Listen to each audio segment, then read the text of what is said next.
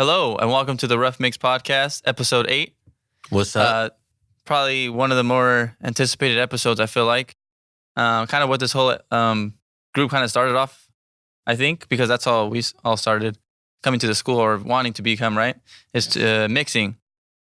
Good old mixing. I started off as a beat maker, but then I want to become a... Good old mixing. I'm going to go ahead and mix you guys off this fucking podcast. It's all right. You cut our shit like 30 minutes ago. Yeah, we cut it off. But today's episode, I think I want to go ahead and touch upon mixing. I think we could start off by kind of the process of how we maybe start a mix, depending on the song, depending on, I don't know, depending how we each start a mix, or not even mix, but I think just, mix. Or like the main things that like you would say is involved in mixing. Exactly. Right, like we have right here. Yep, same, our own little steps. All right. Feel free, if you don't really know exactly, just throw in your ideas and your theoretics behind what you would probably do. Because we all do something different and there's no right way, really. There's no right way, yeah. We're just there's only saying like how maybe we do it. Just like tips or something like, like numbers to aim for or whatever. But that's like, technicalities, there you go. But it's not something that is followed by every single buddy, like from everyone, People do their own numbers. People break whatever. the rules in the audio industry often. Yep. Often. Every day. That's what makes good music, Yeah. So, should I start off by kind of starting how I start a mix or something? Please, let us know. And if you guys get mad at me, Aspiring they get mad at me. Okay, so guy. I literally started off how I do it on here. Like how we have a little list here. If you can't see if you're not watching on YouTube, we have a list on our laptop of, I kind of wrote it out like steps. And I feel like this is exactly how I sort of go through when I mix is I level everything first by the beat, vocals, or harmonies or whatever. If I'm doing singer, like a singer or something, like someone that sings, that's all I've done so far is mostly someone who sings. Do you ever get either a 2-track or instruments that are too loud? Yeah, then you could either, first lower it or put a trim or whatever. Put the trim plug in. I'm not gonna lie. What is the difference between trim and just lowering it through Pro Tools? I'm not sure if I just pissed you guys off. Because Jimmy even looked up at me. Because Eli told us about the trim. Eli told us about that. We used to just lower like 6 dB. I seen you guys doing it.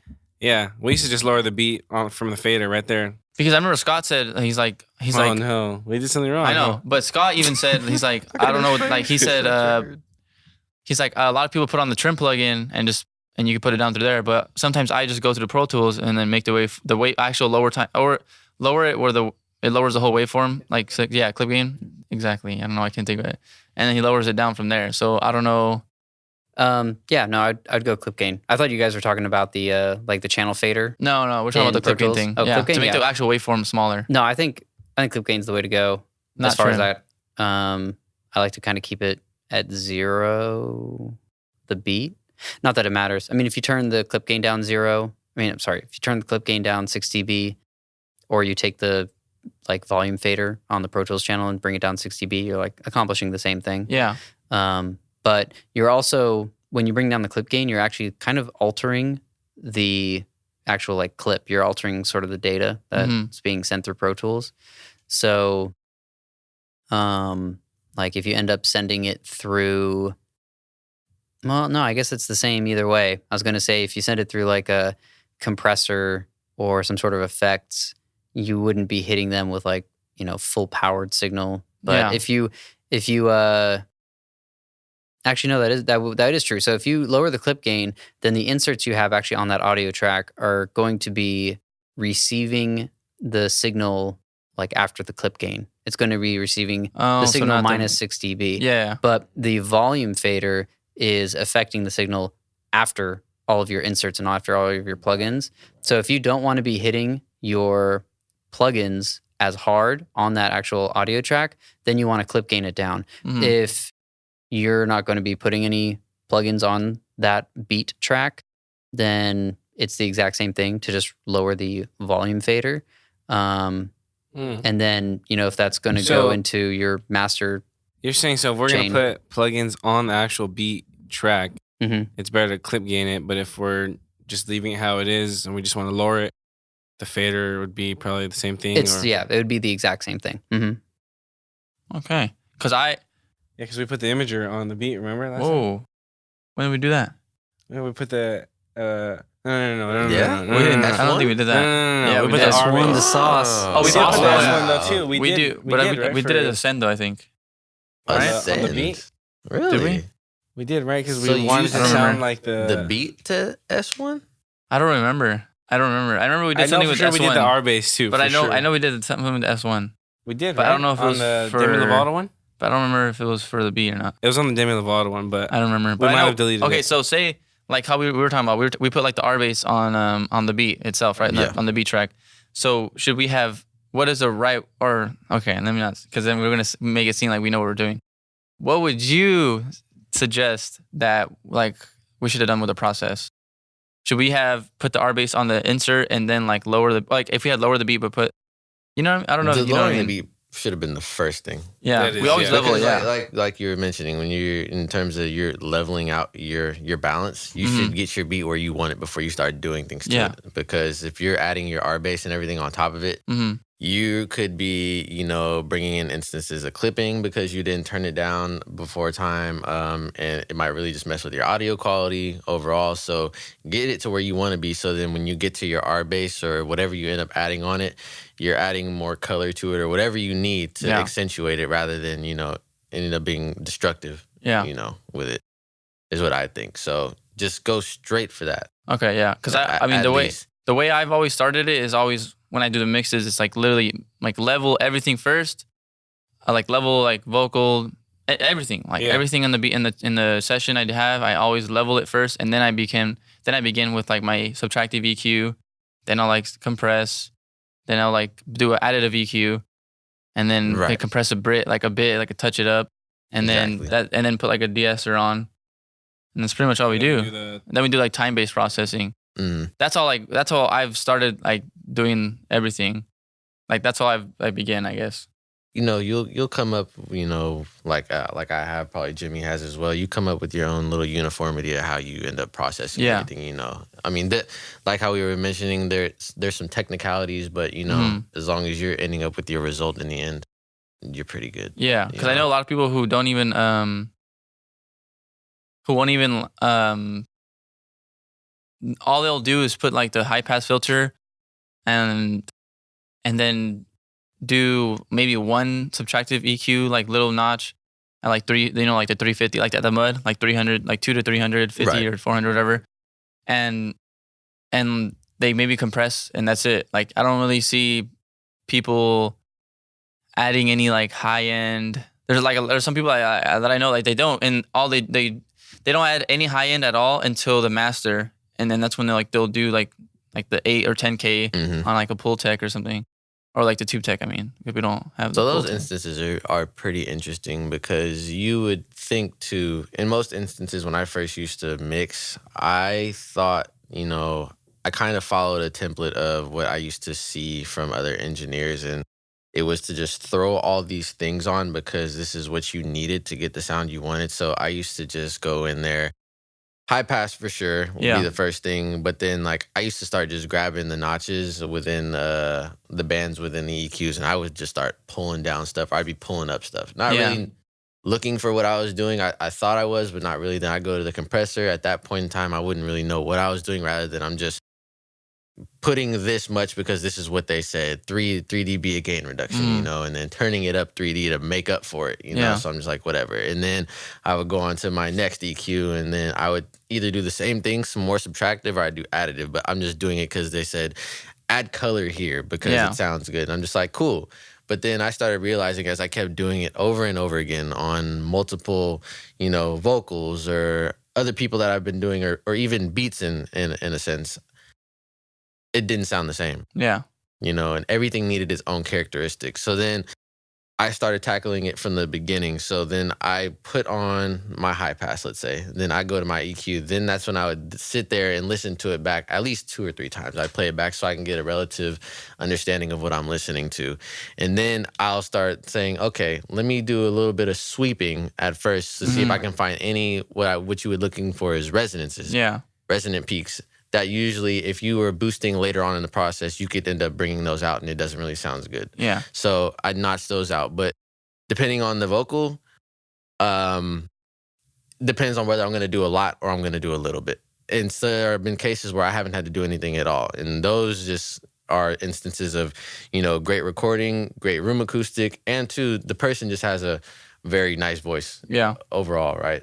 So then going from there is where I move on to my compressor. Once I have divvied all that out. Yeah. And then with my compression, instead of me now thinking of it as a process of I'm looking for a finite number, I went for, okay, so what am I wanting to accomplish with the compressor? Is their vocal very dynamic? Is there a lot of peaks? Are there a lot of troughs? What's going on with their vocal? So I'd analyze that and listen to it. And there could be some things in instances where I don't necessarily need compression because let's say maybe with a little bit amount of clip gain on some parts that are a little low, I can bring things up to a level to where they need to be so it can sit consistently. It's all going to be in terms of your balance with the mix. But compression, yes, can be just an easy tool to go straight for, and you could just be like, hey, throw it on. And it can do what you need it to do sometimes, but then that's not the case every time. So definitely situational as well. Yeah. And so, though, looking at the compressor, as I was saying, look at my numbers, listen. What do I really need? Where I'm looking for? Am I even going for a specific sound? Because, you can push a compressor and you can get a whole bunch of different things out of it. You can get color, harmonics, everything. Yeah. So then from there, then that's when I go on to my additive stage for me. And I like to just skip there unless I really feel like there's other things I need to take out, which I would usually stage after compression. So then I come in and now I'm like, okay, so now I want to accentuate the parts in the vocal that sound good. Yeah. Or parts in the beat that sound really good. Something that's going to complement their voice. And that more so instead of sweeping, that's where you're going to introduce your wider bands. Or you don't even go for such a linear EQ and just really, just throw that on there. It doesn't really sound good. You want to kind of start adding tone. You want the voice to either sound open, wide, or you want it to be, there's a lot of things you can go. It really is going to depend on your situation. And so that's where you go in, and that's when, like I do with everything I put on, I will listen to it over and over and over again. And then I'll decide from there, what am I going to do with it? Yeah. And always important too, when you're doing that, I think you should always A/B what you do. Always A/B what you do. Compare it. Yeah. That'll really help you get an understanding of what you're doing, because in a sense, you might think you're affecting your signal, but really play it back and forth and see what you're doing. Are you really adding anything? If not, then take it off and try something else. There's really many different approaches, but all these things aside from that was from the point of what you put is going to be based upon what you're trying to accomplish in the long run. You could have a bunch of plugins. Some people takes them 30 plugins and it gets them to the sound that they want. Some people it'll take 2. And see the same way. So it's really going to depend on your situation. When you say A/B, you mean like bypass it or like bypass to compare? Inactive, one or the other. Just taking it out of the chain for a minute, just hearing what adjustments you had made. Yeah. Because some things you might have done that don't sound good at all. Yeah. You're going to need to pull that back a little bit or look a little bit behind in your chain and see where you went wrong. Okay. So always important to do that. I feel. Because like I noticed, like you were saying, listen to what you think needs to be done, like as in corrected.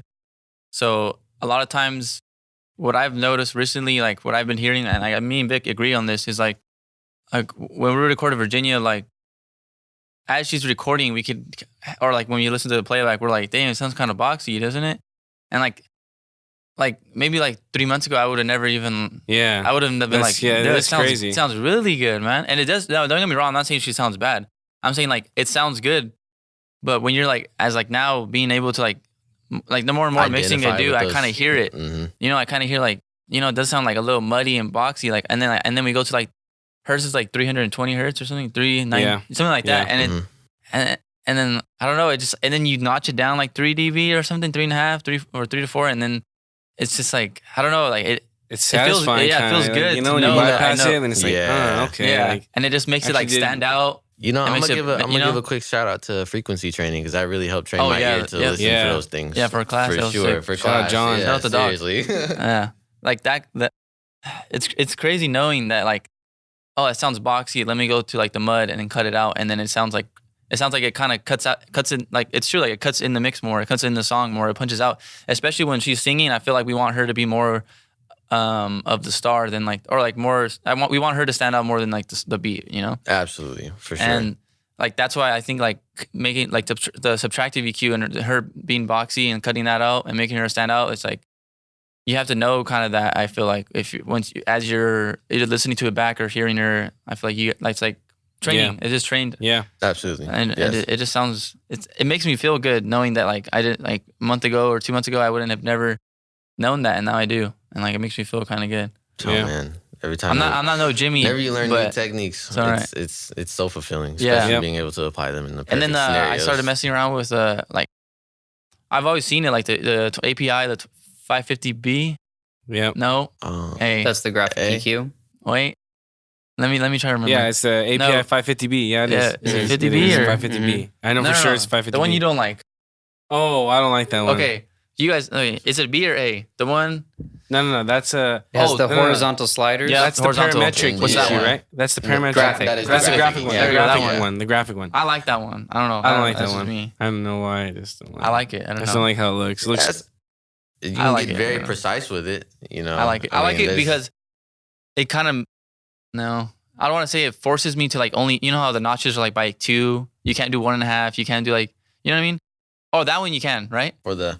They're just sliders. So yeah. What's that one the you other can't one pick you can't go. You're talking about the 550A then? Yeah, that's 550B. 550B. The one with the knobs.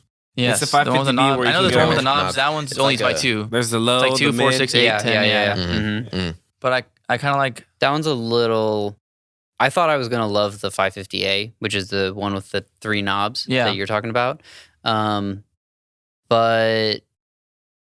I mean, I'm sure I'll come across some use for it where I'll love it. But as of right now, I haven't really like dug it that much because, like you said, like you have to go up in 2 decibel increments, which to me, I feel like, well, for my ears and in the listening environments I've been in, like a 2 dB increment is like good as far as like, oh, now I can hear a difference. Yeah.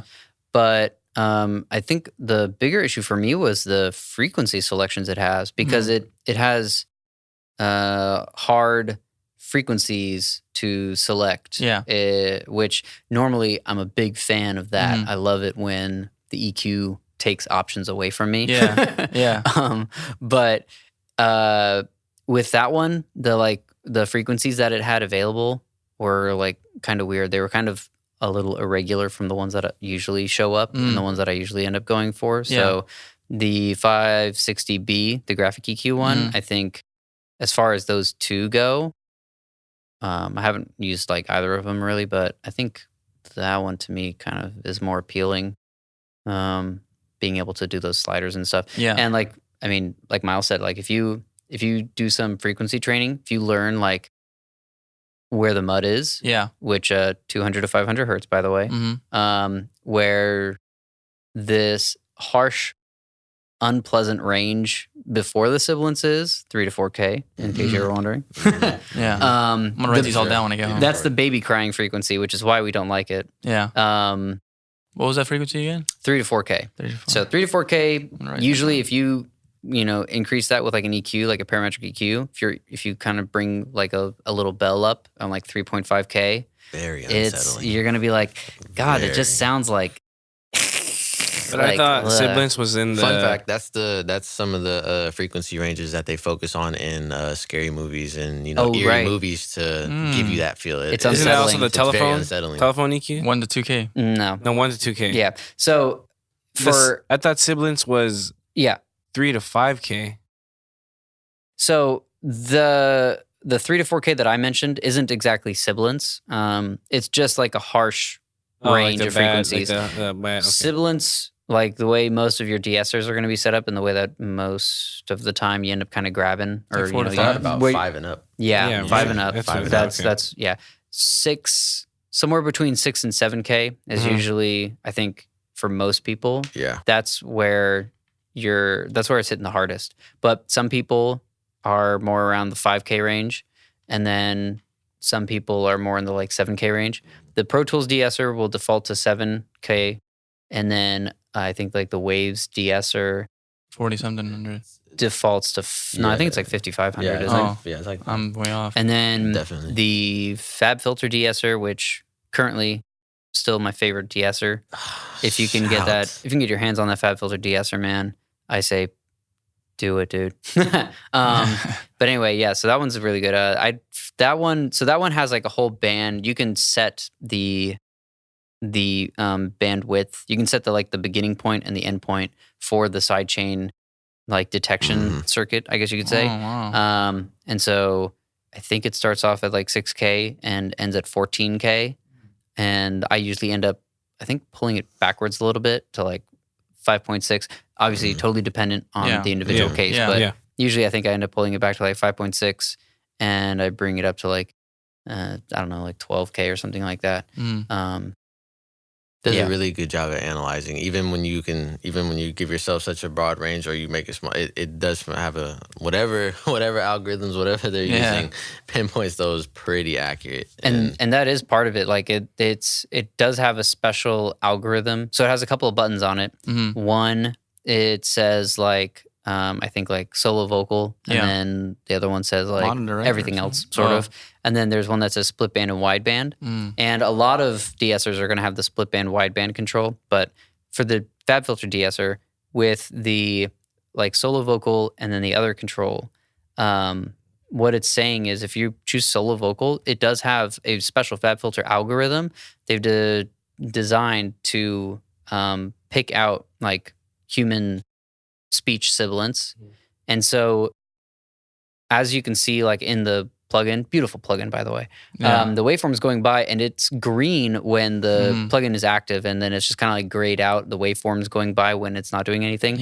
When you're on the vocal choice, single vocal, a lot of the waveform is grayed out because this algorithm is able to determine like there's no sibilance going on here. There might be information within that frequency band for the de-esser, but the algorithm and the plugin is smart enough not to do anything about it until it's like it detects its sibilance somehow, and then bam, all of a sudden it's working. The other great thing about it is that it has the look ahead feature, which a couple of the FabFilter Dynamics processors have. I know the Gate has it, which is fantastic in a Gate.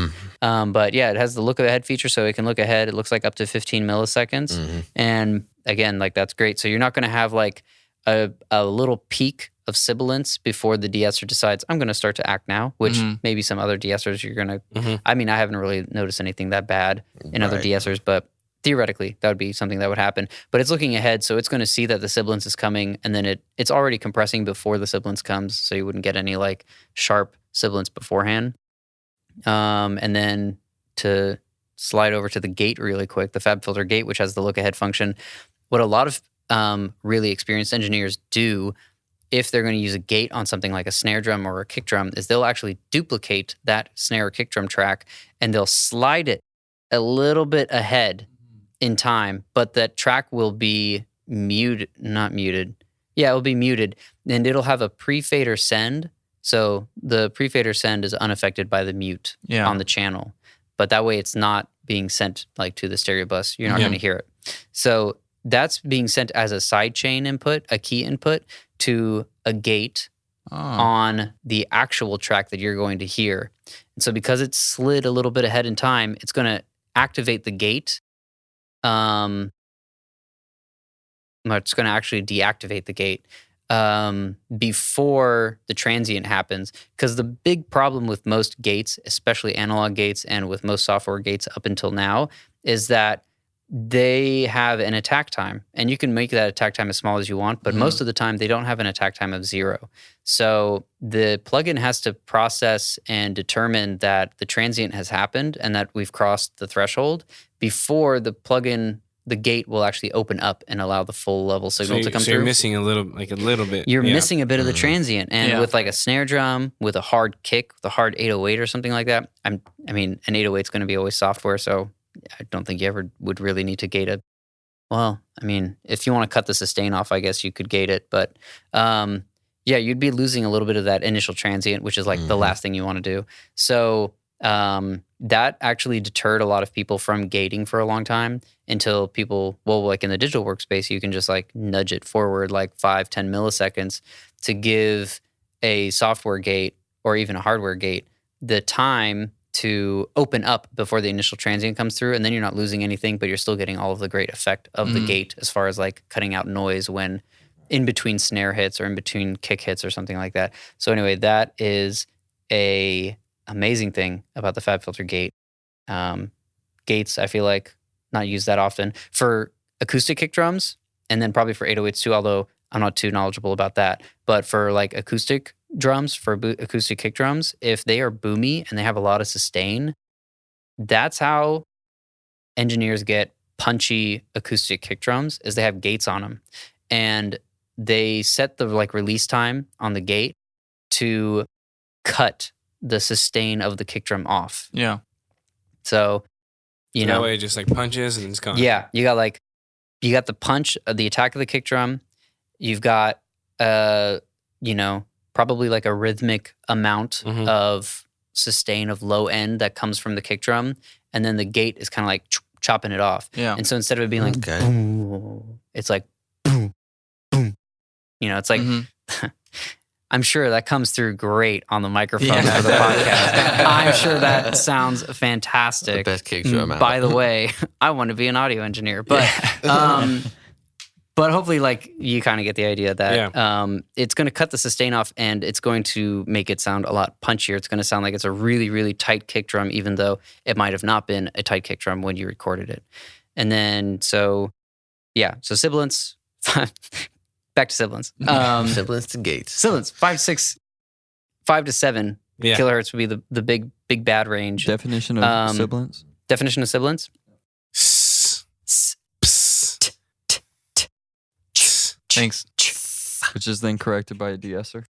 Yeah, so a de-esser can be, a de-esser is a compressor, but it is a single band of a multi-band compressor, essentially.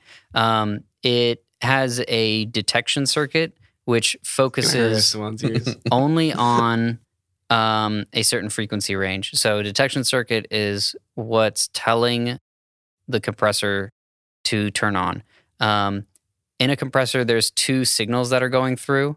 There's one signal that will get affected by the compressor, and there's another signal that's going through. It's an exact copy of it, but it is how it's what's being analyzed by the compressor. The compressor is analyzing that signal to determine, like, should I be working now? Should I not be working now? So sometimes there are filters put on the detection circuit. So you cut all the low end out. That way, the low end usually is a lot of energy and has a lot of volume to it. So if you cut the low end out of the detection circuit, then the compressor isn't going to start working, even though there might be a really loud, low frequency sound there. So in a sense, it like makes its job easier. Yeah. So with the de-esser, you got the detection circuit focusing on, like, let's say 5 kilohertz to 12 kilohertz or 14 kilohertz. You send the signal through it, and it's only when there's a like excessive amount of frequency, excessive amount of information and volume in that frequency range that the compressor will turn on.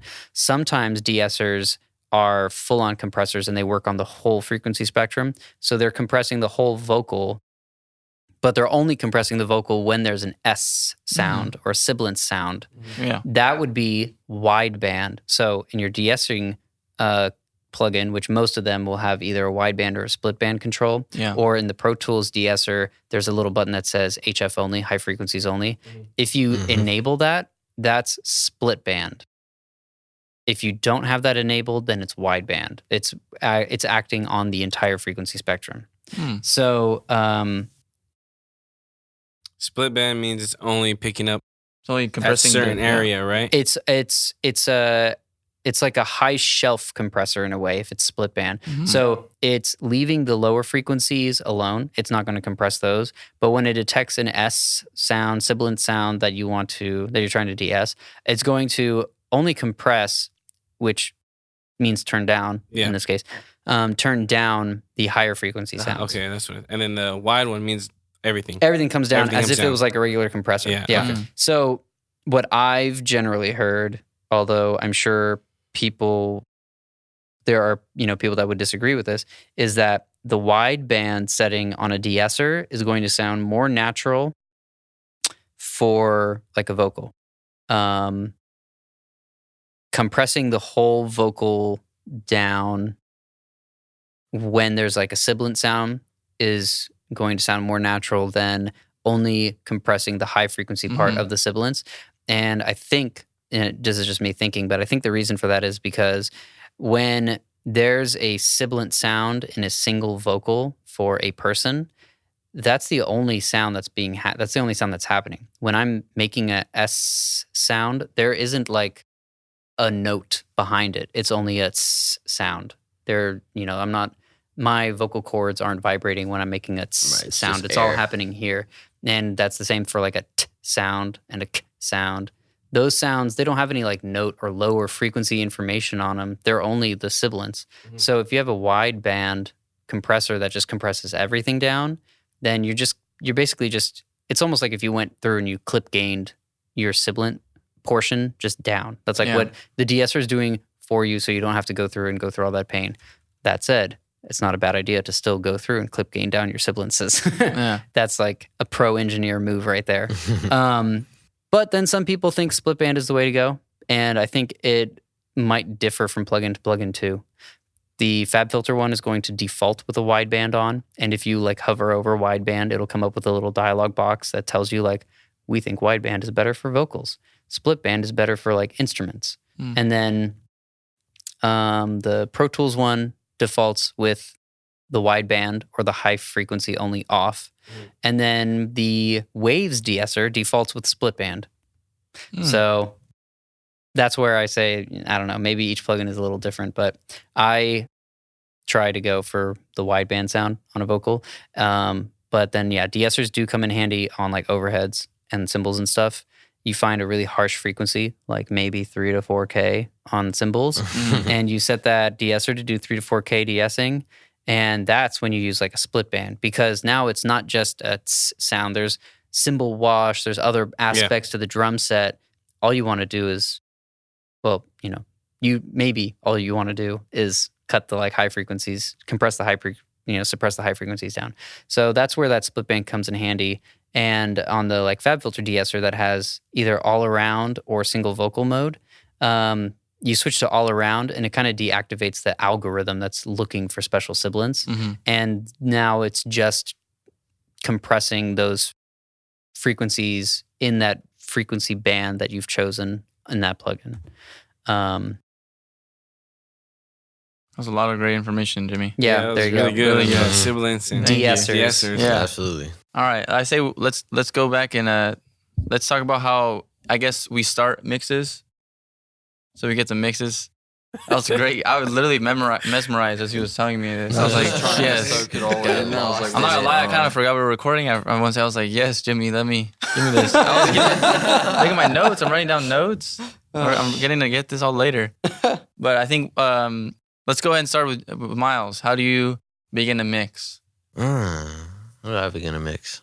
Well, initially, when I approach a mix, I usually just for about 5-10 minutes. Oh, okay. Let me give you a go ahead. Oh yeah, give me an instance. Okay, let me give you a question, because I kind of wonder too.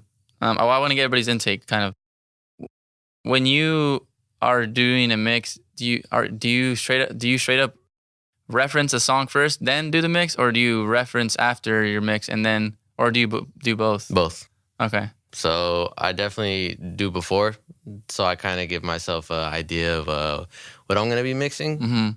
So it kind of helps me a little bit to go for what I'm looking for in a mix. And what will you reference? Will you reference like a song that's similar to like the style, or similar, especially genre-based rap? I'll definitely listen to some rap music. It doesn't necessarily have to pertain to sound exactly like it, but just something of the sorts, because in each realm, in each genre, they have their own mixing styles. So most of my experience has been rap, hip hop, and a couple R&Bs, and so I will definitely listen to that, especially with like more on the R&B side. And I've done pop one time, but I really had to listen to a song before because I didn't really know how to approach that at all. I mean, it was a struggle for me, and still is. But with time, in practice, it'll get better. But I'll definitely reference beforehand.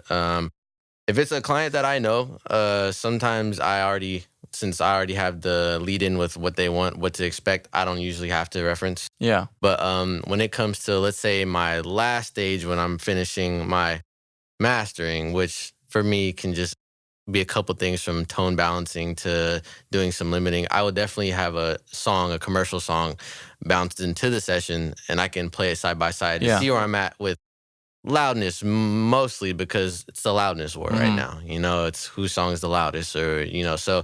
You bounce it into the session? I basically grab the clip in and I import it. Not bounce it, but I import it. So most of the time. So I'll just do that, and then I'll try to basically get the balance between them about the same or as close as I can get. And so that would be my instance of doing it pre and post. My mix. Here's another question I just thought about. When you know how most of the time, let's be honest, everybody gets like every rapper or whatever gets a YouTube beat, and it's like, I don't know, like a Drake type beat. Do you go listen at Drake mixes, and you're like, I'm gonna mix it like this song or something? You know what I mean? Or do you just go by genre still? Or do you not worry about, say it's a Drake type beat? I don't get it, because even sometimes they'll put Drake type beat and it doesn't sound like something Drake would be on. Yeah, true. For me, there's been a lot of times, that's clickbait. Times where that's a bad example. It's just the name, right? They just put it out there so they can get somebody to look at it. But you know what I mean, though. Absolutely. Yeah. That's literally what I do. Just get somebody to click on it. Everything's a Drake type beat. But that's not necessarily the first thing I go for. Really. It really just depends on. I really just look for what maybe sounds similar when I'm hearing the beat or something, or specific rappers, like certain areas. Like I have a friend that likes to rap on Detroit type beats. Yeah. So in that case, I will listen to Detroit rappers. Yeah. I can't name any off the top of my head. Yeah. Not really Probably the biggest. Big for Sean. sure. Chief But, Keef. I mean, Chief Keef is Chicago. Oh, fuck. Oh, shit. Holy fuck. I did not mean that. I thought he said Chicago for some reason. Holy fuck. Hey, take that back. Wow. Shout out to Chicago. Hey, what's up? Holy shit. But disappointed. So I would definitely listen to some artists that are in that realm, and then I'll kind of get a feel. But even then, I like that beforehand I kind of get some creative ground with the music itself. So I get to play with it a lot, with kind of mix it around my style. Yeah. That's all I say. And hopefully they like it or not. I just revert changes. But, there's a lot of stuff that I hear. I tend to lean more towards some of the things that are in trend, because that's what people listen to a lot. Yeah. I think people like the drops, people like the anticipations, the beat stutters, stuff like that. So I do that. A lot of the verify, pitching up and down, so I do that as well. So I just try to, when I'm listening through, especially while I'm mixing, and I'm probably at least through maybe 3/4 of it, I'll listen to parts where I can, maybe add some little sauce in there. Yeah. I'm not gonna give it away, but some stuff. Shout out to the sauce. To the Shout out sauce. to the sauce. The cowbell. Man. Sauce boss. Hashtag free the sauce.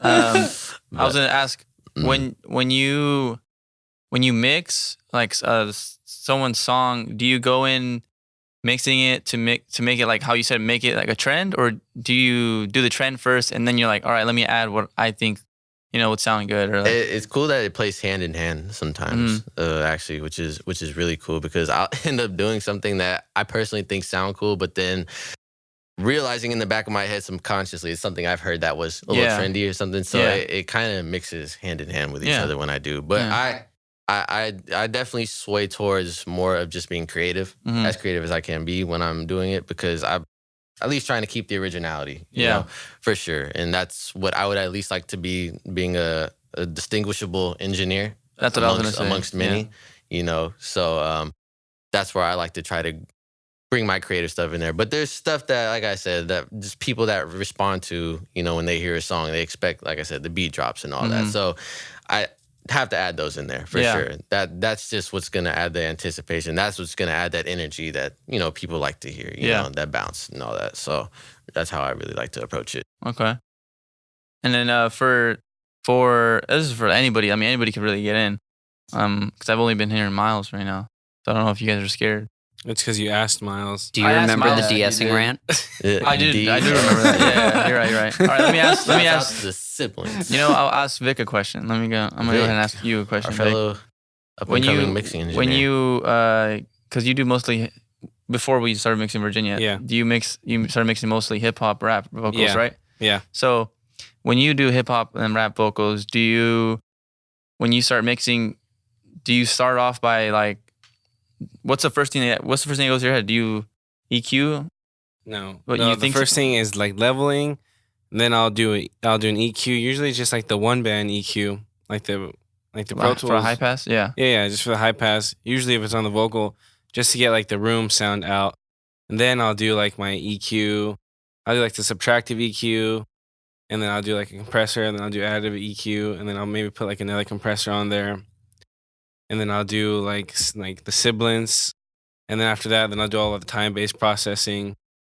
And then I'll do like all the sends from like parallel compressing the vocals, something like that. But like lately, since we've been mixing Virginia, like we've been getting a lot more people to mix.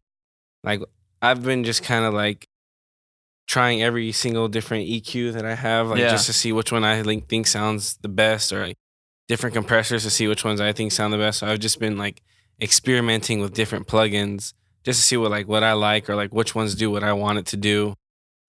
And yeah, and then I'll like reference the track. Like also lately, since we've been mixing Virginia and like her songs have been covers, like I feel like it's kind of been helping because we can reference like the actual song. Yeah. So we can make it sound almost like the actual song that came out with just by hearing it and trying to make it sound like that. I feel like it's been like helping us understand like what plugins we need to make it sound like that, or like what we want to do to make it sound like this. Yeah, I know you're like that. Yeah. And most of the time, it doesn't sound very good compared to the original. It does sound good, but sometimes it's like, good. holy it sounds shit, good what do for they like do? us who have like never mixed a girl, like not a girl, but like who's never mixed like someone who sings. Like first off, I've never really mixed anybody. So like for us to like mix and make it somewhat sound like decent enough to where it's like, huh? You mixed us and you did a great job on that. I did like one EQ tweak, and he's over here telling me something that don't want to take credit. No, but like that was my first. This is our first like real time kind of where me and Vic, or Vic and I, my English teacher might get mad. Where Vic and I kind of we kind of like did it ourselves, I guess. Where we didn't like how when I was with you, it was just you kind of took over, you kind of did it all, and I was kind of there like just assisting or like maybe doing one or two things. But when me and Vic were there, we kind of took charge and we mixed it like together, and we did our own what we thought sounded good, and we kind of, like that's how we did the mix, I guess, is because we did it together. And I've never mixed like a singer before, so like that was like it's kind of something I wanted to do, or kind of like doing, because I feel like I don't know, it just sounds like good, like when it's like a singer, and then like you make it sound like you do like the crisp bypass with airy. EQ, and it sounds crisp. It's like, oh damn, like. But I mean, that's it for now. It's cool when you take the low mids out of like a vocal, because to me it sounds like a weight comes off your ears. Like when you hear all the boxiness and the low mids in someone's voice, and you bypass an EQ where you're taking some of those out, like you guys said, like 318, 320, you were taking out from that from your singer. To me, it's like when you put those low mids back in, it's like, whoa, like what is hitting my ears? Yeah, like there's like this weight. It feels like, and it's like, oh, and this relief. Yeah, it's like a relief. It really does. It's crazy. Yeah. And then and then being able to tell the difference from like how like the API sounds compared to like if you're adding it from like the SSL channel, like EQs, like the difference, how those sound. They have different characteristics. Yeah, like they really do. Like it is actually noticeable. Like it's crazy. Like I think it's pretty crazy. Yeah. And now for me mixing Virginia a little bit, I kind of know we've sort of got to that point where we kind of sort of put sort of the same things on her, but we still always experiment with different. I don't want to rely on one sound or one plugin for this, or one plugin for that. I still want to like be kind of switching it up, because that's when I kind of feel like you start to become like dry. I don't know how to explain it, but you kind of don't really stick out as much anymore if you're using like the same exact plugin. At least for me, that's just what I'm thinking in my head. And if I'm thinking in my head, I'm like, if I'm just being comfortable and using the same exact thing, am I really progressing? Am I growing? If I'm doing the exact same thing every single time. So that's why I gotta like experiment, and like maybe I'll boost at a spot where I would never have boosted before, and just try it out and see if it sounds good to me. Yeah, just to try things out, right? I mean, that's all we like. What we do for the first like 20-30 minutes is like experiment, I feel like. Yep. Well, like I remember I've seen I forgot who said this. I don't know if it was CLA or Dave Fensado, where they said they boosted like 1 or 2K to bring out like power and emphasis. It was CLA, huh? I think it was CLA, yeah. When he was mixing He says he always adds like the 1 to 2K for like the telephone. Yeah, but like adds power or something. Like, when he said that, I did to Virginia once with the API. He said he also puts a limiter on the vocals. Let me ask you this. Yeah. What answer that question for me? Why would he put a limiter on a vocal? I don't understand. Someone who's asking a genuine question, why do you think he puts a limiter, or do you put a limiter on the vocal? So literally 3 weeks ago, I would have said, I have no idea why he's putting a limiter on that vocal, and that's just some crazy CLA shit, and I don't know what's going on with that. Yeah. But I've had the great fortune of recording Miles here for a song that we hope to put out sometime soon. Yeah. And what we did for the vocal chain on his song was, again, we were very fortunate. We were recording at The Grill Studios. Shout out to The Grill Studios. Shouts out to The Grill. Emeryville, California. Yes, sir. Miles and I are interns there currently. Hopefully Vic and Estevan are future interns. Hopefully. Yeah, hopefully. Ready to link and build. Anyway, so yeah, brother. they have vintage Neve preamps and a CL1B and an UA 1176. 1176 is one of the classic compressors, if you're not aware. If you don't know anything about classic gear or classic compressors, definitely check out an 1176 and an LA2A. And those are like your first two that you should know. So anyway, they had excuse me, they had an 1176 there, and they also have a CL1B, a TubeTech CL1B, which is apparently like the most commonly used hip hop compressor. But that was malfunctioning at the time, so we went with the 1176. What was it called? The CL1B. TubeTech. So it's like the letter C, the letter L, the number 1, B. and then B. I'm looking it up later. And it's by TubeTech. So you know that I know the Pool Tech, right? It's like not the wannabe, Pultec, right? TubeTech. Yeah. So TubeTech's the original one. It's an original. Yeah, Pool Tech's like the. We have the UA, in the right? 9K. It's not the compressor, right? But we have the EQ variant. We have the Pool Tech, of right? TubeTech. So wait, the CL1B is the real version of the TubeTech? Yeah. No. Oh, the Pultec, I mean? No. So No TubeTech, correlation. TubeTech and Pultec are shit. two different companies. Okay. Exactly. So That's what I was saying. TubeTech is a Danish company. They're from Denmark. Yep. They CL1B is like their compressor, their design. It's a tube compressor, but it's not like an LA2A. It's not. We have one here in the 9K, right? No, we don't. We have TubeTech gear. Right. But it's not a CL1B. Oh, it just looks It's like the- because it it's looks the EQ, right? It's from it's from the same company. Now, where you guys are kind of right, is that the TubeTech EQ that's in the 9K is a clone of a Pultec EQ. Yeah. So it is a Pultec style EQ. It's got the same controls and everything. Yeah. But it's made by TubeTech. Yeah. And then Pultec would have been the original company that made that circuit design, which is a tube-based EQ, passive EQ, way back when.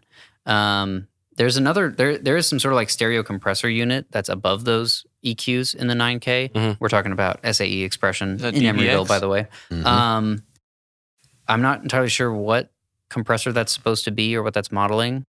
It's kind of weird because it has like LEDs on it, which makes me feel like, I don't know Is it how. the DBX how long it is. 168? No, it's. I know that 2A is like in the model number, so I wonder if it's like supposed to be some like two like a stereo LA2A sort of deal made by TubeTech. That's like the only thing. That's the closest thing I can Maybe think they of. have a little name and then put 2A. Okay, Yeah. okay. Like the no, CLA2A. I just was thinking about it. And I was like, which compressor was that? But I think I know what you're talking Right, about now. yeah. Right above. Yeah. So back to the grill. So we have an 1176, and if you don't know, again, look up the 1176. But one of the great features about the 1176 is that you can push all 4 ratio buttons in, and it is kind of lovingly called like the nuke mode, or it's called like nuking it. And that is effectively putting like transforming it into like a brick wall limiter, and you're really driving like the circuit. So we had set up the 1176 originally to do like your standard compression, trying to get like 5 to 7, yep. yeah, dB of compression, which for tracking vocals, 5 to 7 is a good area because that's doing a good amount of Usually leveling, ideal. good amount of evening. If you really want to be safe and transparent and you want to... Like 3 to 5? Yeah, you like 3 to 5, Mhm. then, you're really just barely touching it. Well, not barely, but, then it's a lot more transparent that way. Yeah. And you can leave it later to be like more creatively compressed. But if you're ready to commit to that kind of compressor sound and all that kind of stuff, and you want to save yourself some compression later, you want to save yourself some time vocal leveling and vocal writing later, then like 5 to 7 dB of gain reduction. So that's what we had originally on a 4 to 1 ratio. But then I think as like a joke or like for fun, I was like, dude, I'm going to nuke it. So I pushed all the buttons in and it just sounded freaking awesome. So like it has a little VU gain reduction meter on the front. And it went from, showing us like 5 to 7 dB of gain reduction to just beaming left, which is like beaming past the 20 dB. The meter does not go to the lengths of which to the gain reduction lengths that we were going to. But it sounded awesome. And like, it's distorted, but it's a sound. It's cool. It's creative. And we were like, that sounds cool. It fit the energy of the song. It was a very like high energy song. Yeah. So, it was, So we ran with it. We printed it with that limiting effect on it. So, to get to your question, ever since that, now I think of limiters as being able to add a crazy amount of like energy to like a vocal that's performance. exactly what he says. That's literally what he says. So CLA says? Yeah, that's literally what he says. He puts the limiter to add like the energy, add more energy or expression to the song. Yeah. So we have Chandler EMI, aka Abbey Road's limiters, in Emerald. our Emerald studio here. Yeah. And we went into Eli. Shout out to Eli, Mystery. We went in to just like check in on Eli because he was going to have a recording session in there one time. And so we have these Chandler EMI like limiter compressors in there. And ever since we did the thingy with the 1176, I've been kind of like interested to see how other limiters fare in like limiting vocals. So I wasn't there to like listen to how it sounded or anything. I told Eli though, like, hey, you should try that out, especially since there isn't like another more classic compressor in there. Yeah. You've got like API limiters. It's more of a mastering room. So if you've got these Chandler limiters, you've got Emerald? Yeah. Emerald? Oh, okay. You've got Manly Verimu compressor.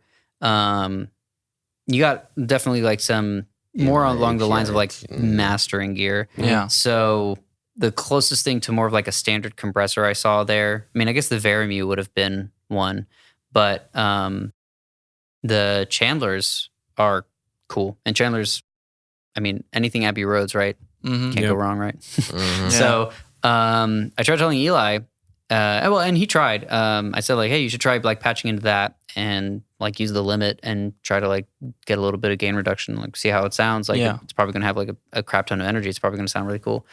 And I guess the unit he tried to patch into, or the side of the unit, because they're both stereo units. There's 2 stereo units, so there's technically 4 different compressor limiters that you can patch into with a mono signal. I guess he only tried one. He said he was like he didn't want to like, waste too much time. And that one like didn't work or something like that. So he didn't end up getting to try it. So that's something that I still want to try. Oh, I have a question. I know CLA does it though. He uses just the one from the SSL board. He just... Yeah, that's all he does. So that actually brings up another cool thing, a little SSL technique, which you can use on your SSL plugins too. Yeah. I mean, I don't know if I would have considered...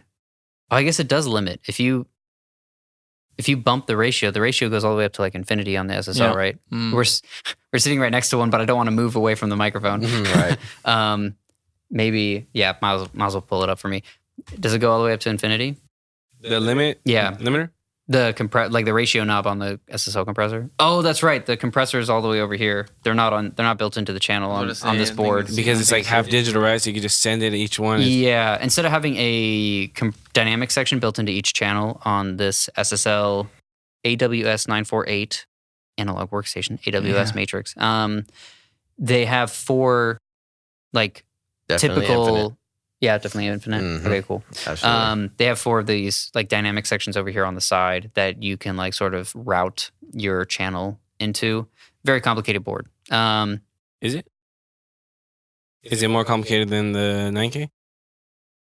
For me at this moment, Yeah. it would be. Oh, I don't know. Like, But maybe it's not if I like, really, really dug into it. But I mean, nice. you can do dog control. Somehow you can patch the signal through like the analog EQs that are in here. And you can do aux routing. And probably the most important thing is that this has an analog summing bus on it, which is kind of like a big deal on getting like an SSL sound or an analog console sound. But I mean, you can also just use it as a Pro Tools controller. So I guess, it has an infinite ratio knob. So if you turn up the ratio knob all the way to infinite, then you're at a limiter. Then you can adjust your threshold to get what kind of like compression you want. And I probably wouldn't look at the gain reduction meter. I would just go off your ears and go off the energy that you're feeling. But isn't there a limiter knob on the SSL? There's the compressor, then the gate, and then isn't there a limiter on it? No, I don't believe so. There's not, right? No, that's just a compressor. No. He's just pushing in. He has one patched in. He has one patched in. He probably has He probably has an outboard limiter. Yeah, I was going to say, I believe. Yeah. Isn't the 76 have a comp or limiter? Yeah, LA2A does, right? Yeah. It has this limiter switch. Oh, the LA2A does that, which is super cool. I was like afraid of that for the longest time. But then I saw a YouTube video where some mix engineer was like, I use LA2A in limit mode. Yeah. And it's so funny because, like you keep hearing that you shouldn't have any like walls. You should like be trying everything. Yeah. You should be down to just see if it sounds good and whatnot. But then also you're just bogged down with all these rules, like, time-based effects need to be on aux sends. And there's other things. And it's hard at first to filter out like, what's a rule that you should follow? Like time-based effects should be on a separate bus. I would follow that one though. Right? I would, especially for reverb, because like when I first started, I mean, it was like I didn't know that, and then like I literally heard you say like, "Oh, this guy put a reverb on his actual track. Like, what a rookie!" And I was like, "Oh shit, I do that." And then I asked you like last semester. That was Miles and I, and if not that we're pros, but if you put time-based effects, which includes like reverb, delay, chorus, flange, phaser, if you put those on your actual channel, which would be series processing, you're a rookie. You're an amateur. No one's going to take you seriously. Literally, we're interning at a recording studio here in Emeryville, and we'll look at either some of the interns sessions that they leave up on the computers, or unfortunately, some of the engineers that are actually working their sessions, and they'll have like reverbs, serial processing, and it's just like us. You come for their jobs. I'll tell you what, it definitely breaks rules or whatever. I think. Yeah, you're really supposed to. It's do. something. Like, it's the manager of the studio who's super super cool and is very very knowledgeable and super. I mean, he's absolutely super dope. And then like us, like Miles and I, who know at least a thing or two.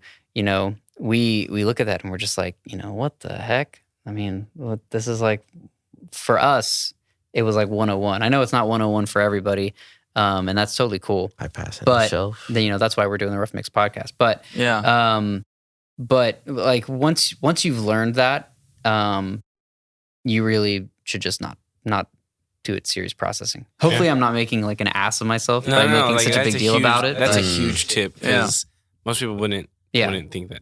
There's a mix control on your reverb plugin, but like ignore it. Keep it at 100%. Your delay plugin, keep it at 100%. Your phaser plugin, keep it at 100%. Ignore it. So you want your like processing engine to work at its full capacity, and having your mix knob at 100% is basically keeping it working at 100% capacity. And then you just want to mix those bad boys together. Blend the two together, because if you put it directly on there, you're really affecting both the dry and what would be the wet signal. So you're going to, of course, be like, well, I want to hear more of it. So you're going to keep pulling it more towards the right to see the wet, but then the dry is going to just diminish completely. Mm-hmm.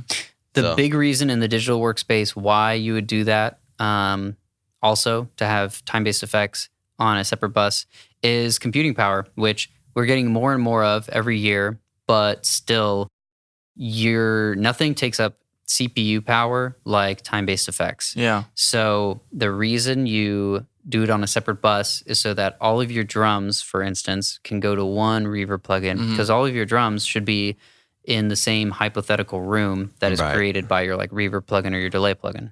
But auto-tune is also Isn't it technically time based because it's like Yeah, real right. time? Depends But that on one the you would vibe, put right? on Here's your the thing: track. there's no dry signal with an auto tune. Yeah, that's what I'm saying. Like you would put that one on your track. You wouldn't like send it to a You want to do a to a sample? bus or an aux. Yeah. Well, I'll say this. I don't know if that's so much necessarily the technical side of it. I'm not too savvy about it, but for me, when I've tried to bust multiple things to an auto tune, like this is just I'm gonna give a quick example. I think I had like maybe 10 or 11 different vocals, but I sent them all to the aux with a auto tune on it, but only 5 of them were detecting auto tune, and the other ones it acted like there was no auto tune on it at all. I don't know what it was. I was thinking I didn't do anything wrong. So 5 of the voices were getting auto-tuned? Yeah, 5 of them were, and then as soon as it went to the 6, 7, the rest of them, no auto-tune on them. I even tried soloing them just to listen. I looked at the auto-tune meter, and it actually wasn't moving at all. But when I went to the one above, it was moving, and I was like, that's weird. And I sent them all into that aux. So you had 5 separate voices essentially going into one auto-tune plugin? Yeah. Mm-hmm. And it was still able to it picked out 5 and auto-tuned those 5? No kidding. So that's actually something that I had no idea that I would do. That means that it has a polyphonic engine in it. But the thing with autotune is most of the time you're going to use it monophonic. And so that is a reason why you would just keep that on your just track. One instance of it. Which makes sense. I mean, but I guess with whatever you're saying, if it's able to pick up 5, that's impeccable. To me, at first, when I was first doing it, I was like, well, what the hell? You should be just altering all my tracks. But then I was just wasn't really thinking about it. Because you have to think when you're sending it to like an aux or an FX send or a bus, the 5 different voices, they're not coming through as like 5 different voices to that aux. They're getting summed together. Mm-hmm. They're becoming one signal. Yeah, one. Right. They're becoming one signal. Right. So it's one, phase and comb filtered and frequency just, mixed, summed signal of like 5 different voices. So, unless there's some crazy, because it is the digital world, so who knows? But the fact that it was able to kind of like pick out and auto-tune separately like 5 different voices is like wild to me. But yeah, so auto-tune is not so much a time-based effect either. It's not used so much as a time-based effect. It's used as it's a pitch shifting effect that is not necessarily happening because of any delay or anything. There is a delay because the computer has to analyze and determine what the pitch is, what the pitch should be.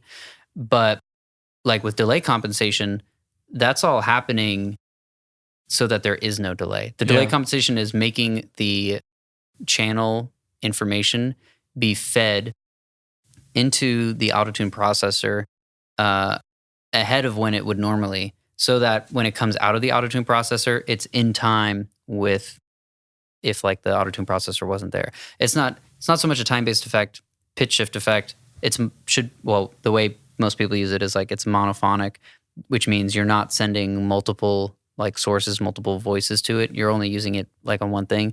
Like if all you are putting through a reverb is like one singular snare drum, and you want that snare drum to be 100% reverberated, you don't want any dry signal, then yeah, you can put a reverb plugin in series on that actual track, keep the mix engine at 100% wet, and just have a completely wet snare drum. Not that this is something that actually kind of does sound like a cool creative effect maybe, but that then you could put it like as one effect. But what ends up happening is that you're trying to send multiple things to one reverb because you want them all to be kind of like in the same space. You want all the drums to be in sort of the same reverberant space. You want all the background vocals to be in the same reverberant space. You want all the guitars to be in the same reverberant space. So you have an aux so that you can send multiple things to that same plugin, that same reverb engine.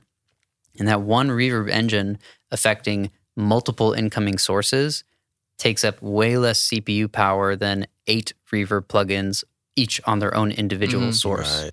So it saves you a ton of CPU power, especially once your Pro Tools session gets any deeper than like 24 tracks or something like that.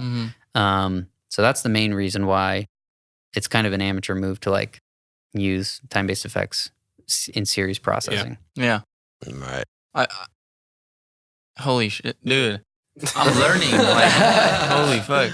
I keep forgetting we're doing this, and then like I really hope people like can.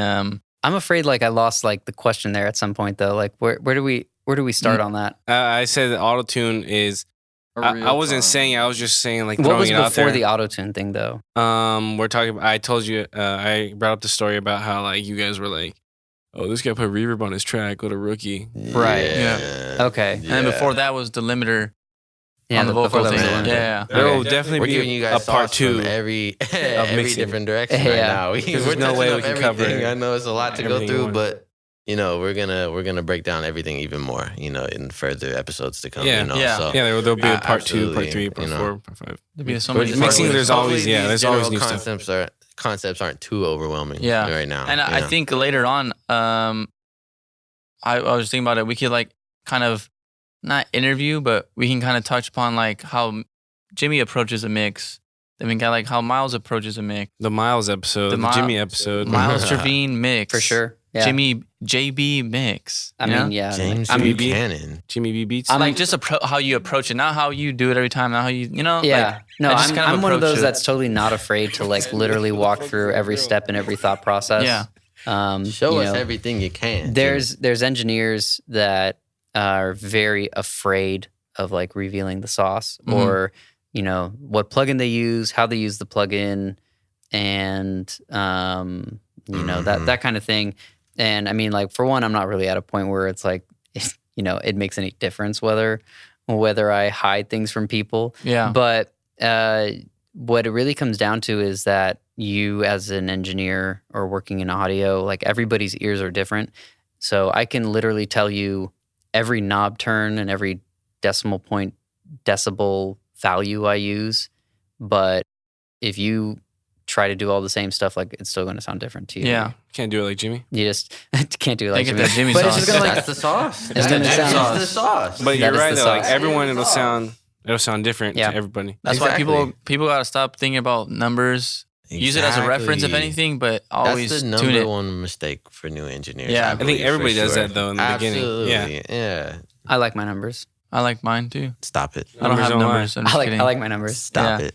But I What feel is like it? definitely you gotta. 2.9. Nah. The Jimmy Stop. presets Three. on waves. Jimmy Stop. preset. Wow. Jimmy I Miles can already see preset. it. Yeah. Jimmy's like, you know, It's like that's crazy. Mine, I can really see mine it. the 20K preset.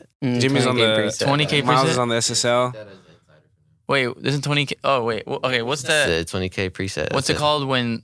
Remember George was showing us where you, the Munson Baxendall. The flexing- Jackson doll. That's what it's I called. thought it was called the Flexingberg. No, curve. that's flexing. Like, no, that's Flexing- I don't know. I called it I something coulda completely swore- different the first That's a time. different- and that's a you different corrected one. me, I and think was it's like, I think it's Baxendall. no, it's Baxton doll. What was the The- Flexington one? That's when you put a Fletcher Munson? That's the one where you put the bell on the high frequency. No, that's the that's Baxendall. That's Baxton okay. doll. I've been confusing those ones. What's the Flexington one? no. He's talking about there's a Flexington one. There It is, means right? when you have when it's not a bell, it's a shelf. No, that's the Baxton doll. That's the Baxton. I could have swore. I could have swore George or someone He said was Flexington. adamant about, remember that day when we asked him? He's Wait, like, it it's was not in about here. what it's called, it's what it does. Yeah, literally. That's I asked true. him- I That asked is him in- true. I asked him mean, in who this needs to know room. the name? But then again, I asked like him in we're- this room. I don't want to call him out or anything, but he did say if you We put the could ask him bell Well, ask him when on he the gets on the high podcast. frequency around 20K and you raise it up, and then you turn the Q up and then you move it all the way. That's Baxton doll. Yeah, but it'll go like to 20K and it'll go. It just keeps on going up. That's what he said. Gradually. And then it goes off. But if you do that on the SSL, doesn't the SSL, it only goes up to Max is out 15, of 16 or Yeah. something. 15 or 16, right? So it's not doing that really Mhm. on the SSL, Yeah. but you know what I'm saying? Yeah, yeah. Like it's It not, can still sound good though. no, it doesn't does have sound to good. be That's all the what way we- up at 20K. I mean, I know I Um, do it all the time now. I mean, yeah, like I think I was saying before, I really enjoy the bell little switches that you can do on SSL EQs on like E-channel EQs. Mm-hmm. And if you do a bell at like 10 or 12 or 8K, that whole 8 to 12K range is like a really pleasant high frequency range for me Sounds good. Yeah. personally. So I think 10K. I think the 10K is 10K is pretty cool. I mean, you know, Is like where it I felt like changes, it was but good. somewhere in there, you know, like it's a good like Pultec EQ frequency, but also like if you use a bell on like an SSL EQ and you boost it, like that's not a bad frequency to do a bell.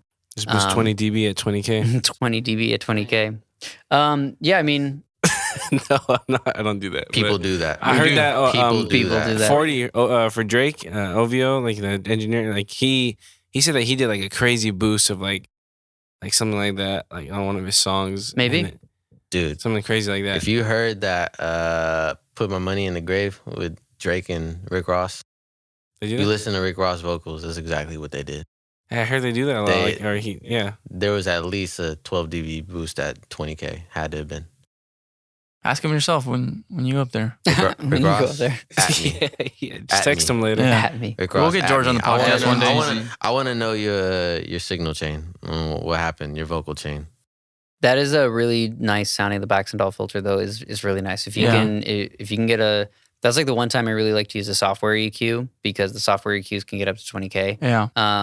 And you put that a bell 20K Open and up you the raise it queue. up, and the left side of that bell is sloping down with this like it's just a really nice like Sloping- shelf. It becomes yeah. a really Oh nice my shelf, but it's an God. exponential like shelf. It just exponential goes curve on shelf. forever, right? Yeah. That's what I mean, like Yeah. forever. It's boosting more the higher the frequency gets, and and with the Q, like you were saying, Vic, you can adjust how like far down the frequency spectrum that the Q reaches, that the shelf reaches. So the wider your Q, then you're reaching like 8K. You Yeah. make it wider, and you're reaching all the way down to 5K, and you're already like doing some boosts down there. And yeah, that's a spectacular way to do it. Absolutely. I remember I think he said, I want to say it makes it sound breathier. I think that's more what George throat. said. I could have sworn Or he said something it like puts that. more. Adds more air. That's Yeah, what more I- air there you in go. the throat. Air band. Adds The the air band. air on top of it. So yeah, I mean, like as George described it, it is compensating for the natural high frequency roll off that you're going to get from your microphone, and then usually from back in the old days from the medium with which you were recording on. Tape and analog consoles kind of roll off the high frequencies, so they would put those pretty big high shelf. I'm sorry, that probably came through on the microphone. They would put they'd put through the high shelves, and that would compensate for the high frequency loss that would happen across the tape, across the analog console, across the microphone, across the preamps, across who knows what else. Yeah, and I just want to say also for the mixing, I mean, I haven't like mixed on like I have like on the SSL, but barely. But like I know from George and like all like the pros and all that, like they started from analog.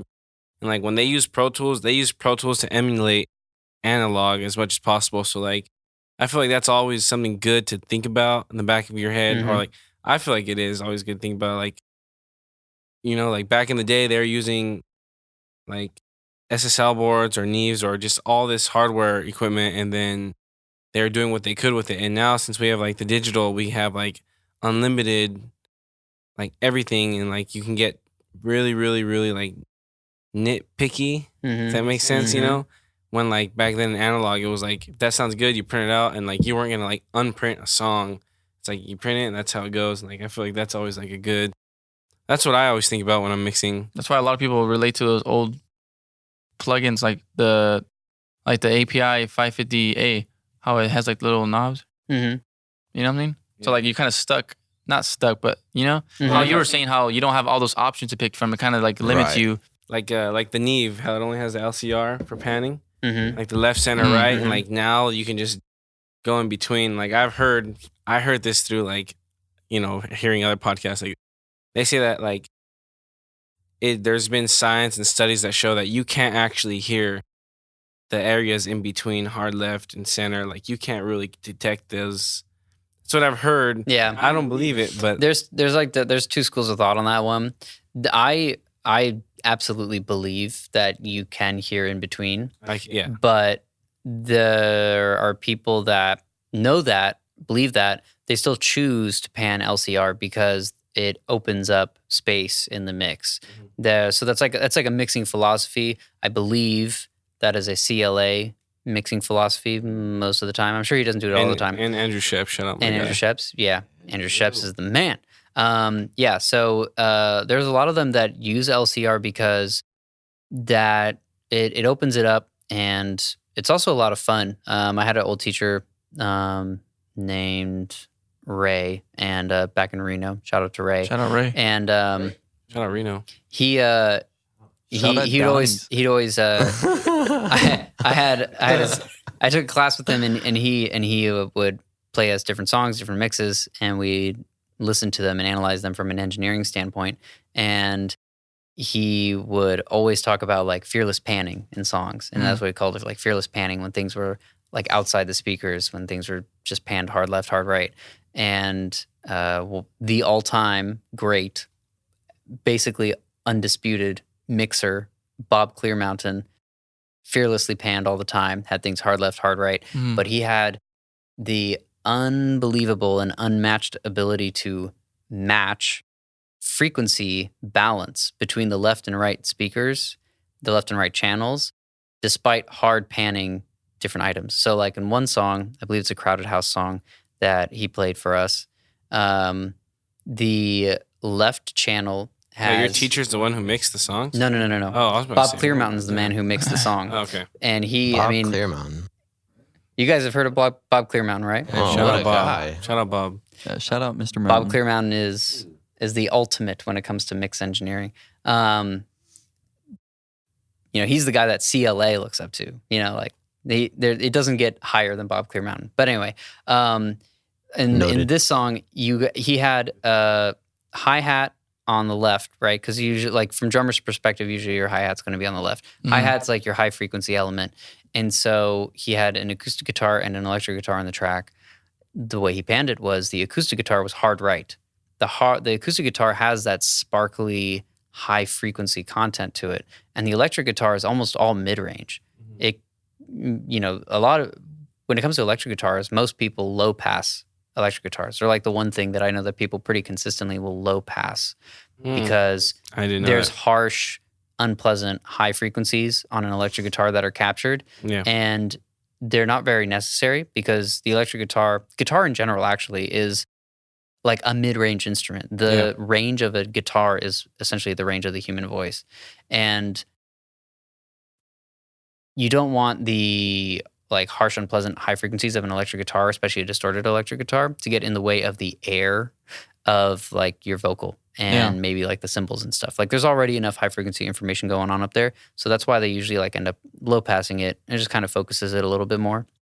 So the hi-hat and the electric guitar are on the left, and they're balanced with the acoustic guitar on the right, which can then have a much fuller sound, because a lot of times acoustic guitars, all the body gets taken out of them so that they're just like a shaker with a little bit of tonality. So he matches the frequency and like the sonics of the electric guitar on the right, to the left, and then the acoustic guitar on the right. And then when it's like played together, it sounds... with the hi-hat. Yeah. Yeah. Oh, that's kind of... So the way he drew it out for us, our teacher, he drew it out for us like the acoustic guitar is taking up like all the frequencies, right? The acoustic guitar can have like a lot of low frequencies, and it can have a lot of high sparkly frequencies, and it can have a lot of mid-range frequencies. It can take up like the whole frequency band on its own. So that's taking up the right channel. I know it's flipped for you guys, but this is the right side for me. Yeah. The left side has the electric guitar. The electric guitar doesn't have any high frequencies, not much high frequency content. It's all like mid-range. Yeah. So to balance out the acoustic guitar, which is taking up the full frequency spectrum, and the electric guitar, which is only taking up the little bit of mid-range, he put the hi-hat there. The hi-hat took the high frequency portion of the left channel. And so now, tonality-wise, frequency-wise, they were both balanced. And they're like totally matched in volume and everything. And it's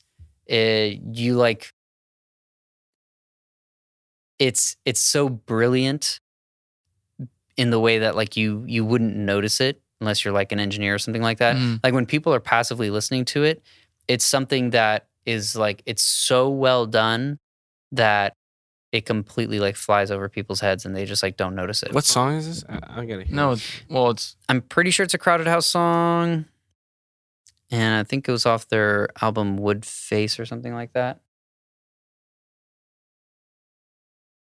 I'm gonna have to look this up. Also, I hate to kill the mood, but I forgot. I rented out the 58s until 9 p.m. It's all right. Oh, they're you not gonna gonna get mad at mind. me? It's only 11. No. 2 hours late. It's They close at 11:30. They close at 12. They closed at at 12. 12:45. No, it was 11. was it? It's only natural. 11:45, right? No, it's like 12 all the It's time. 12. I think it's 12. Probably is. But you got to return it by 11. Yeah, Whatever. we're good. I just remembered that right now. Those guys suck. Except for the girl and the. Oh, she's nice. She's hella cool. The rest Yeah, of my them boy suck. Ben, And Ben. And Ben. Oh, and be the other careful. dude, Jaren. and Jaren. And the other guy with Oh, the no, glasses. yeah, that's fine. I know what I'm We got to doing. be careful here. I know what I'm doing. Oh, You guys So- know who I am. I actually don't know if it was this song. Now that I think about it, it might have been another song, but there was the get song "It's Only Natural" by Crowded House on the album Woodface was a song that we had to listen to, and it is a song that I do believe is mixed by Bob Clearmountain. I don't remember if that's the song that has like the perfectly balanced yeah. acoustic guitar and electric All guitar. I and look at is hi-hat. They've been telling on discography. CLA when they're It's like- saying. I've always thought they've been saying Rob this whole time. Well, but that's they've been technically saying- not too incorrect, But they've been saying Bob. but it's he goes by Bob. I swear to God, it sounds like they're saying Rob. But I know who you're talking about because the last name.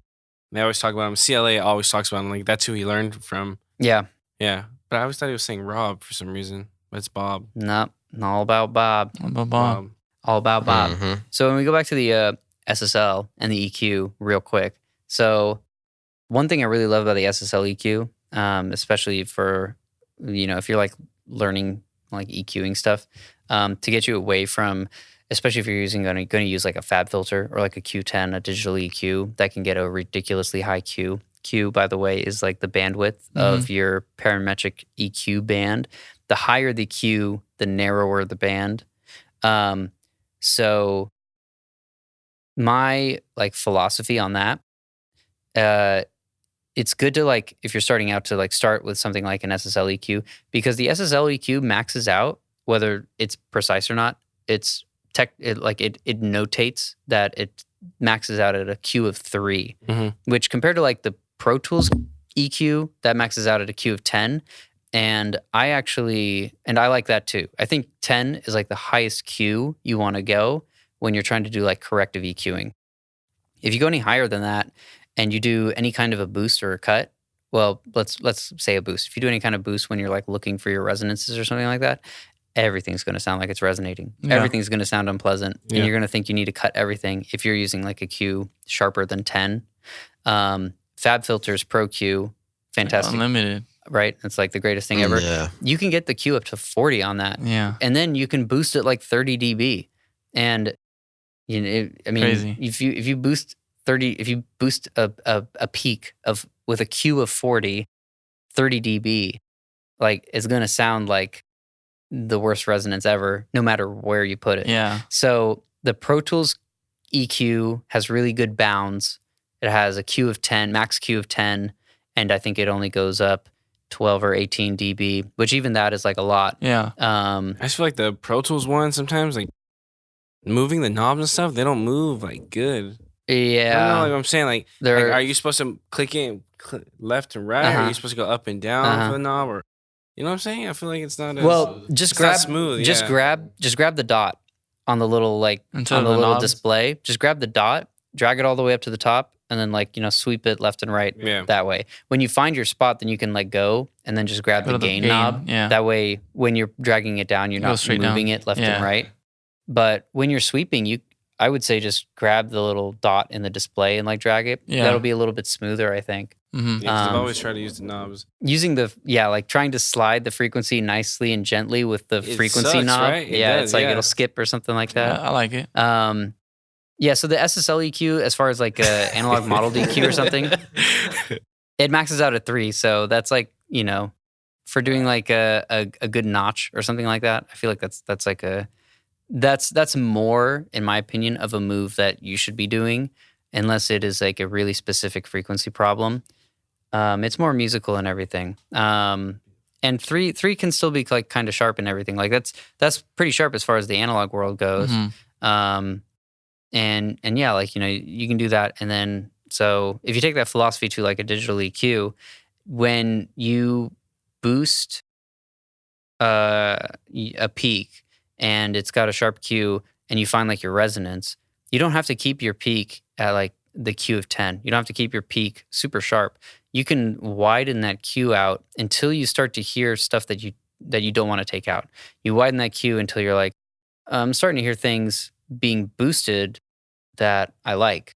Then like, sharpen that Q up again until the only thing you're boosting really is like stuff you don't like, stuff you don't want it. Instead of having, two really sharp peaks like 20 hertz away from each other, you need to have a wider peak. You need to have a wider Q, a wider peak. Yeah. That's pulling just like all those bad frequencies out. That's a huge tip. Yeah. Because like I remember when I first started, I did like peak. And then once we had George and stuff, he was like, why are you doing that? Yeah, like, you need to why are scoop you it out. doing that? Right. And he got hella mad. And he's like, you just make it wider. Mm-hmm. And it's like, yeah, and like it makes like more sense once like you, like how you explained it too. Like it makes way more sense. Like just open up the Q. Right. Yeah. So, I mean, if you are going to use something like FabFilter's Pro Q, it has you can solo the EQ band, which is awesome. That helps you do that even more. But like I said, like, even though the plugin can go up to like a Q of 40, don't go like higher than Q of 10 or something like that. Keep it within a certain bounds. That way you can really hear like, is this actually like a bad frequency range, or am I just like, is my Q so sharp that everything sounds bad? And then if you're using the other digital plugins like Q10 and like FabFilters is sometimes bad for this if you don't have much restraint.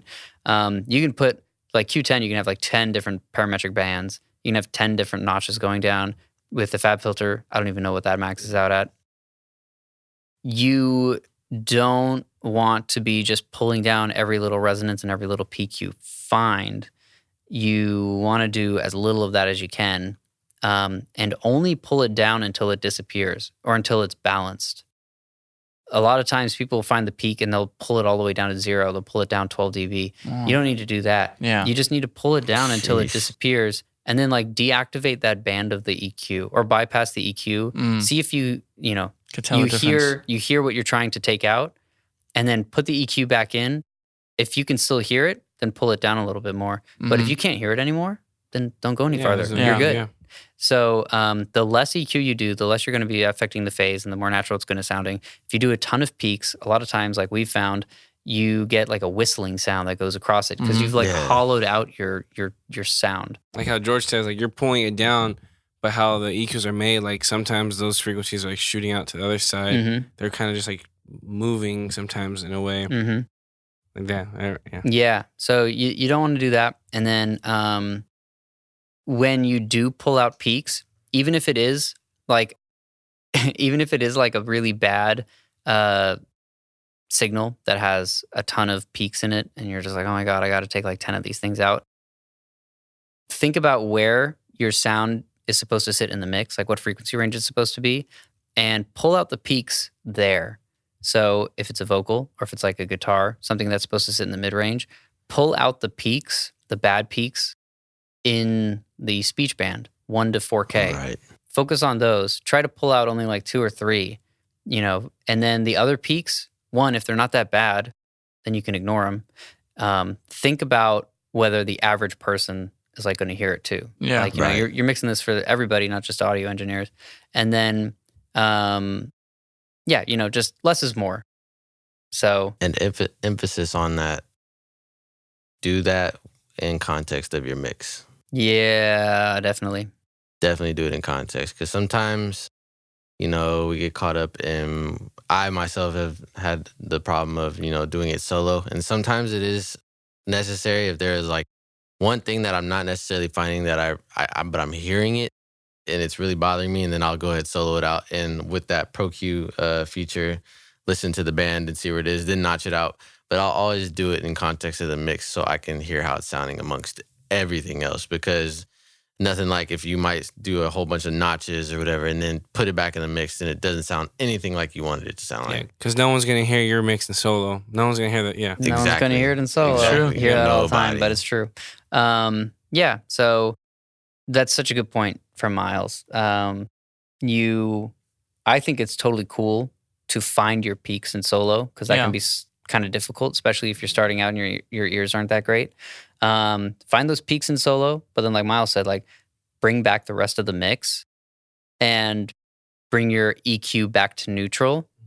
And you gotta be able to hear that peak with all the mix going on and with the EQ at neutral. And if you can still hear it, then that's when you start, pulling it out. You start, pulling out until it disappears. But sometimes what sounded like a really bad peak and what might have jutted out to you a lot while it was in solo, when it's in the context of the whole mix, it's going to be like probably a lot harder to hear, and you're not going to need to pull it out as much in order for it to balance out. It might complement it. Might even complement it. Anything's possible. So it's all about balancing. And one thing that I really love that kind of opened my eyes and ears a little bit, that I heard our manager at the grill say a couple of times is when like he's mixing, when he's doing corrective EQs and stuff, what his end goal is to make the speakers disappear. He wants to make it like, you're sitting in front of the speakers and you're EQing it. And then all of a sudden it sounds like, holy crap, there's a drum set in front of me. If I close my eyes, I swear there's a drum set in front of me. I don't even think there's speakers in front of me. Or I think there's a guitar in front of me. I think there's a vocalist in front of me. Wow. That's what he's like thinking of, like when he's doing his EQ moves and everything. He's like, I want to make the speakers disappear. So there's some ending words right there. Yeah, wow, absolutely. beast. I think that's it's a good way to wrap up that wrapping point episode. For part 1 of mixing, because there's going to be many more. I feel like this is the introduction to how mixing. To our we mixing. can probably make a couple of episodes out of this one. We can go on. And we're always going to learn new things. So we'll come back and maybe something we said now. We'll touch up we'll on be it like, later. Man. Oh yeah, you know what? Whole lot of gems. Yeah, whole lot of gems. I hope everybody appreciates the fact that Jimmy, like teaches or like speaks, but like you learn. Cause that's how I am. Whenever Jimmy talks, I feel like every time he says anything, I'm like learning every single time. And then that's why that's how I feel about everyone at the table, though, because everyone has something to say. Everyone has something you can learn from. Like how Miles was saying about the solo mode thing. I mean, that's a huge that happens to me all the time. I'm always stuck in solo mode, and then I don't know. Yeah, it's true. Like I should listen to it with the song because no one's gonna listen to it in solo mode. And I do catch myself sometimes. I take off all the plugins, and I go like one by one. Did I really need that one? Like, does it really make it an effect while I and then we did do that. Yeah, we did. A lot. And we'll take something out, and be like, no, we didn't even do anything. Let's just remove it. So it actually is a good tip. Yep. But on that note, I feel like that's an end to this episode. The first of many massing. Oh shit! The first of many mixing episodes. Mixing episodes. But yeah, I think definitely later on I do want to get like more like maybe individual, in depth. Like, I mean, Jimmy's a man.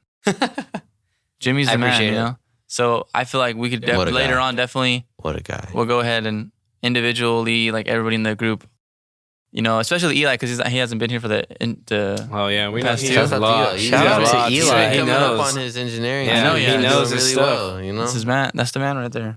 But yeah, we'll definitely get that later on and individually get everybody to like do their own little. I don't want to say interview, but you know what I mean, like kind of your own touch of how you do it. But it kind of is an interview. Q&A. I guess. Absolutely. Yeah, Absolutely. but we'll definitely do that. Like a sort of little interview Q&A type thing. But that's it for this episode. For sure. I mean, people could send questions into the Rough Mix Podcast Instagram. Mm-hmm. Absolutely. We've been saying that. Yeah. Always feel free to send us open a DM. source at this point. On the YouTube comments, on anything, Twitter. We make or this strictly, content. Hopefully, you guys learn something. Or write to Jimmy. Or write to Miles. All their Instagrams. Literally, all the Instagrams are in the bio. So.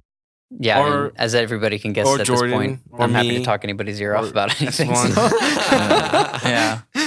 No, I appreciate it though, because then I feel like the reason why we do the videos is to kind of help people, but at the same time, I'm helping myself out by you being here. So it's like absolutely, you created your own like learning opportunity for yourself, see, and for all of us, absolutely. Yeah. It's gonna keep going that way because like we're always pushing forward to learn stuff, and we all have our own like styles, our own agendas, what we're doing in life. We're all coming from all over. So it's like we're always going to be finding out something that the other guy can learn from. Yep. So we just got to keep at it. Mm-hmm. You know. But I think that's it for Wrap us episode up. 8 of the Rough Mix podcast, the introduction to mixing. All I right. feel like that's what I'm gonna call yeah. it now. All right. I'm thinking about it. Sign off. Say your name. My name's Esteban, aka Trunks. I'm Victor, aka Vic. Jordan, aka Coach Cooper. Miles, call me Miles. Jimmy, call me Jimmy. And I'm at buchananaudio.com too. Feel free to send me an email and all that. Check out the website. Oh yeah. Yeah. Oh, man. All right. Tune Hey, in. one day I'm gonna get my own too, though. Don't worry about it. I'm gonna get my own website too. I'm gonna start plugging mine before yours, and I'm like, hey, check mine out. Actually, check mine out. But you're at the top of the description. I'm gonna put mine at the top of the description. Yeah, Folded too. It's gonna flash his thing. Separated. Flash it during I'm the gonna video. flash it during the video. Yeah, that's gonna be sick. But that's it Yeah. for this episode. We out. Another one for All the right. books. Peace. Peace out.